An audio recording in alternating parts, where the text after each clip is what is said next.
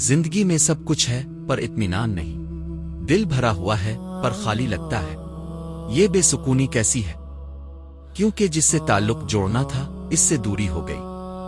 جب ہم نے کلمہ پڑھا اس دن ہم نے اقرار کیا اللہ ہمارا رب ہے اور ہم اس کے بندے ہیں، اور اس اقرار کے بعد نماز ہمارے ایمان کا حصہ بن گئی۔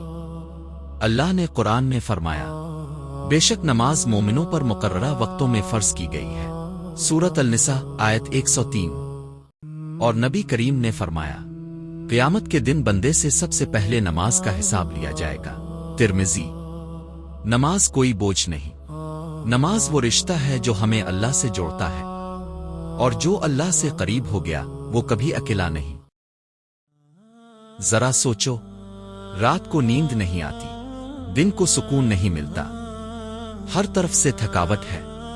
یہ تھکاوٹ جسم کی نہیں، یہ روح کی پیاس ہے۔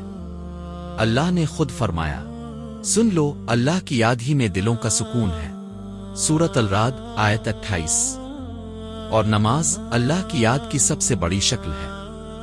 جب سجدے میں جاتے ہو دنیا کا ہر بوجھ اس زمین پر رہ جاتا ہے اور دل ہلکا ہو جاتا ہے۔ نبی کریم نے فرمایا نماز جنت کی کنجی ہے، ترمذی۔ سوچو، جنت کی کنجی روز 5 بار تمہارے ہاتھ میں آتی ہے اور ہم اسے رکھ دیتے ہیں۔ آج سے اس کنجی کو تھامے رکھو۔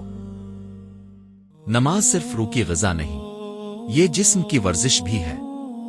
ہر رکعت میں قیام ریڑھ کی ہڈی سیدھی ہوتی ہے، رکوع کمر اور گردن کے پٹھے کھچتی ہے، سجدہ دماغ کی طرف خون کا بہاؤ بڑھتا ہے، تشہد گھٹنوں اور ٹخنوں کی ورزش ہوتی ہے۔ روز 5 وقت یہ جسم کو اندر سے مضبوط کرتی ہے۔ جو جم میں جا کر گھنٹے لگاتے ہیں وہ فائدہ نماز میں موجود ہے، اور ساتھ میں ثواب بھی۔ دنیا کی کوئی ورزش نہیں جو جسم بھی سنوارے اور روح بھی، صرف نماز ہے۔ سائنس نے آج ثابت کیا جو اللہ نے 1400 سال پہلے بتا دیا تھا۔ امریکہ کی ہارورڈ یونیورسٹی کی تحقیق کہتی ہے جو لوگ روزانہ باقاعدگی سے عبادت کرتے ہیں ان میں ذہنی تناؤ 50% کم ہوتا ہے۔ سجدے کی حالت میں دماغ کا وہ حصہ جو پریشانی پیدا کرتا ہے وہ پرسکون ہو جاتا ہے۔ نماز میں وضو جراثیم سے حفاظت کرتا ہے، اور وقت پر نماز جسم کی اندرونی گھڑی کو درست رکھتی ہے۔ یہ اتفاق نہیں، یہ اس ذات کا نظام ہے جس نے انسان کو بنایا۔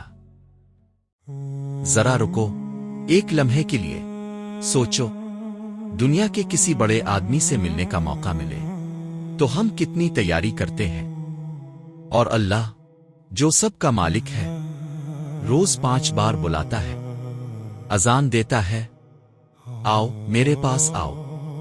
یہ ملاقات نہیں، یہ اعزاز ہے۔ نبی کریم نے فرمایا بندہ سجدے میں اپنے رب کے سب سے زیادہ قریب ہوتا ہے، صحیح مسلم۔ آج اپنے دل سے پوچھو کتنے عرصے سے یہ رشتہ کمزور ہے؟ ابھی اسی لمحے اللہ سے اقرار کرو کہ آج کے بعد نماز میری زندگی کا حصہ ہے۔ انشاء اللہ اللہ ہم سب کو پکی نماز والا بنائے اور اپنی رحمت میں شامل رکھے، آمین۔